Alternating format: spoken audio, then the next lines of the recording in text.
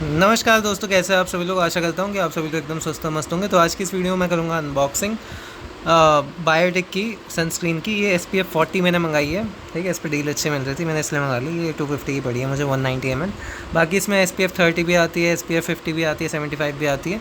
वो बेसिकली किस पर डिपेंड करता है कि आपका भाई किस प्रकार की आप कंट्री में रह रहे हैं, कितना टेम्परेचर है। तो जितनी ज़्यादा UV रेज़ हाई होती है, जो सन की होती है, वो कंट्री के हिसाब से उतनी ज़्यादा भाई आपको SPF लगाना चाहिए। और दूसरा फैक्टर जो SPF डिसाइड करने में ये भी होता है कि आप कितने देर तक ऐसे सन एक्सपोजर में रहते हो। कि अगर भाई आपका जो वर्क है वो पूरा ही क्या कहते हैं फील्ड वर्क है, डेली आपको घूमना पड़ता है या सन के एक्सपोजर सबसे मैक्सिमम रहता है, तो आपको मैक्सिमम वाली लेनी चाहिए, SPF 50 या 60 वाली। और फिर दूसरी कैटेगरी आ जाती है कि आपका लिमिटेड एक्सपोजर है, मतलब आप जैसे ट्रैवलिंग में मान लीजिए ऑफिस जाते हैं, वो सब करते हैं, या कॉलेज वगैरह वाले हैं कि मतलब सन में रहना पड़ता है बट लिमिटेड टाइम के लिए। ये नहीं है कि मैक्सिमम टाइम है उसमें, क्लासरूम सन ऐसे शिफ्ट करना पड़ता है। तो उसके लिए SPF 40 सही रहती है जहाँ तक है। और अगर आपका तीसरा वो हो जाता है जिनको घर पे ज़्यादा मतलब बाहर नहीं जाना पड़ता, और मोस्ट ऑफ द वर्क ऐसे शेड के अंदर ही हो जाता है, सन एक्सपोजर इतना नहीं होता, तो वो SPF 30 भी रेगुलर उसमें यूज़ कर सकते हैं। ठीक है, फिर उससे नीचे SPF 15 और SPF 20 आती है, बट ये ऐसे प्रोटेक्शन नहीं देती जितना मैंने पढ़ा था। तो इसलिए बेसिक जो स्टार्टिंग है SPF 30 से स्टार्टिंग होती है। बाकी मैं भी फर्स्ट टाइम जो है सनस्क्रीन स्टार्ट कर रहा हूँ, अब 24 साल का हूँ। तो और अपने स्किन केयर रूटीन में फर्स्ट टाइम ऐसे ये स्टार्ट कर रहा हूँ, क्योंकि मैंने पढ़ा था कि भाई इससे अगर मतलब ये लगाना ज़रूरी होता है, रीजिंग वगैरह होती है।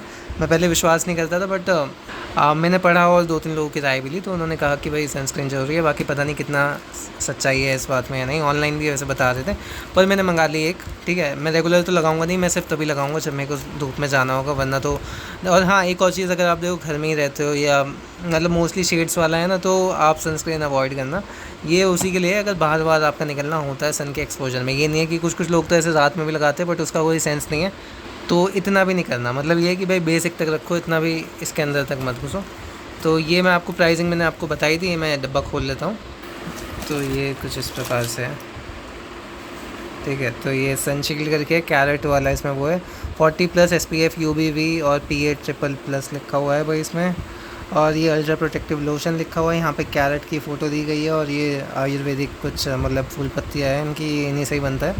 और कैरेट के बारे में बताया हुआ है भाई ये किस किस चीज़ में रिच होता है, वाइटामिन ए होता है। और ये आपकी स्किन को हाइड्रेशन वगैरह प्रोवाइड करता है। और हाँ, बाकी यही सब है, ये आप देख लेना, ये भी इसी सब के बारे में लिखा गया है। प्राइसिंग मैंने आपको दिखाई दी, और मैन्युफैक्चरिंग भी 4/2024 की, 1 महीने पुरानी है। और हाँ, इसमें हाँ, इनका ये दूसरा है जो मॉर्निंग नेक्टर वाली है, ये तो ऐसे ही है, दूसरा प्रोडक्ट दिया गया है। हाँ, तो इसे खोल लेते हैं। तो प्रोडक्ट बिल्कुल फ्रेश आया है, कोई दिक्कत वाली बात नहीं है।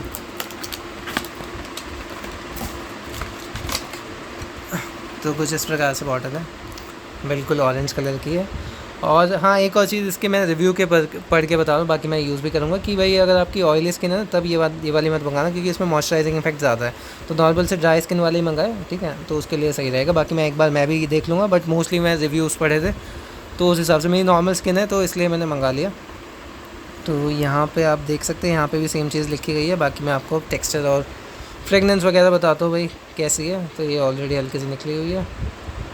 ठीक है, ये मैं लगा लेता हूँ। देखो कुछ इस प्रकार से, ये वाइट कलर की है प्रॉपर। ठीक है, कोई ऐसे ऑरेंज वगैरह नहीं है, ऑरेंज से बाहर से वो कैरेट का वो देने के लिए।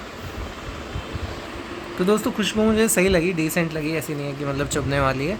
तो खुशबू माइल्ड सी है, डिसेंट है, हल्की सी माइल्ड से हल्की सी ऊपर लोगे, मतलब मीडियम से हल्की सी ऊपर है, स्ट्रॉन्ग है उसमें। और मोस्टली मैंने बायोटिक के जो प्रोडक्ट होते हैं ना, इसमें ये होता ही है कि मतलब जो इनकी फ्रेगनेंस होती है, क्योंकि ये वो वाली आयुर्वेदिक चीज़ें यूज़ करते हैं, तो भाई इसकी फ्रेगनेंस थोड़ी इंटेंस रहती है। कुछ प्रोडक्ट की तो रहती है, जैसे मॉर्निंग नेक्टर भी मेरे को इतना सूट नहीं करता, तो कुछ की रहती है। तो ये है कि भाई रेट के हिसाब से देखो तो सबसे ज़्यादा ml और सबसे कम प्राइस में यही देता है। ठीक है, तो मैंने इसलिए मंगा लिया। और दूसरा भाई आयुर्वेदिक भी है, कुछ ऐसा कोई साइड इफ़ेक्ट वगैरह नहीं होंगे, जहाँ ये ऐसा क्लेम करते हैं भाई आयुर्वेदिक चीज़ सारी बनाते हैं।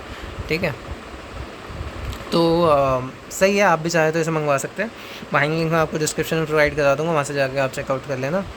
और मैंने बता ही दिया भाई कौन से स्किन वालों को ये मंगवानी चाहिए या नहीं। तो मैंने लगा के भी देखी, तो हल्का सा मॉइस्चरिंग इफेक्ट ज़्यादा है, तो आपको इसके साथ वो है कि मॉइस्चराइज़र लगाने की ज़रूरत नहीं है। कुछ लोग क्या करते हैं कि भाई मॉइस्चराइज़र भी लगाते हैं, फिर उसके ऊपर ये भी लगाते हैं, पर वो अलग वाली ये सनस्क्रीन होती है, ठीक है, जो चाहे जेल बेस ले लो या बहुत ही मतलब लाइट होती है, एकदम सोक कर जाती है, तो उसके साथ हल्का सा मॉइस्चराइज़र की ज़रूरत पड़ती है, पर इसके साथ इसमें ऑलरेडी मॉइस्चराइजिंग इफेक्ट है, तो इसमें इतनी ज़रूरत नहीं पड़ेगी। और हाँ, दूसरा, अगर आपकी ऑयली स्किन है तो जेल बेस्ड सनस्क्रीन भी आती है और दूसरा एक स्प्रे वाली भी आती है, तो आप उन दोनों में से ट्राई कर सकते हैं।